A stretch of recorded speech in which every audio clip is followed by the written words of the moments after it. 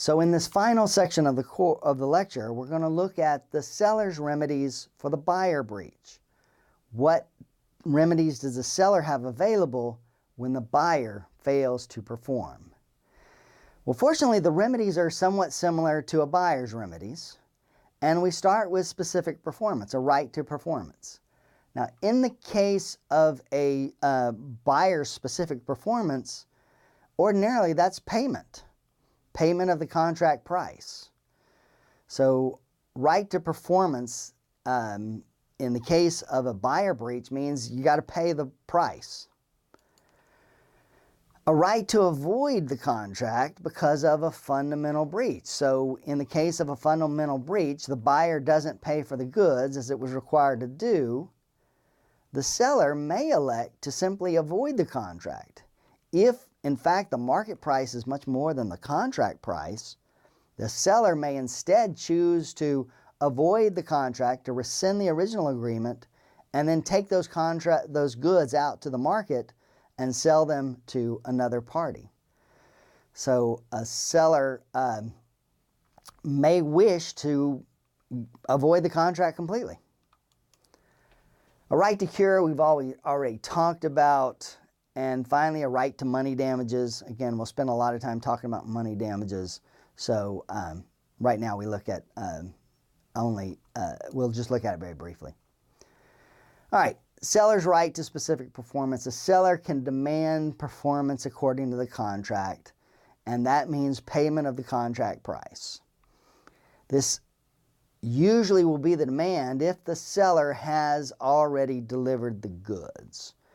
Now, if the seller has not delivered the goods, that seller is going to have its obligation too. Remember, we talked about buyers.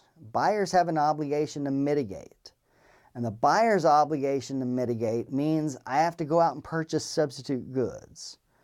Well, in the case of a buyer's breach, the seller has obligations. And that is resale of the goods.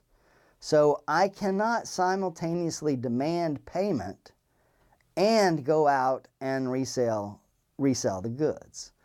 Nor can I simply leave the goods in the warehouse to rot while demanding payment from the buyer. Instead, I have an obligation to resell the goods, or to at least try to resell the goods. So mitigation by the seller means resale of the goods. So I must resell those goods. So therefore, specific performance is available, but generally it's going to be affected by this mitigation. Now, if there is no market for the goods, if I cannot sell the goods, maybe they were so specialized that only this particular buyer could use them, I may be able to demand full contract price. Nevertheless, I must be able to establish that there was no market, and therefore the market price of these particular goods was effectively zero.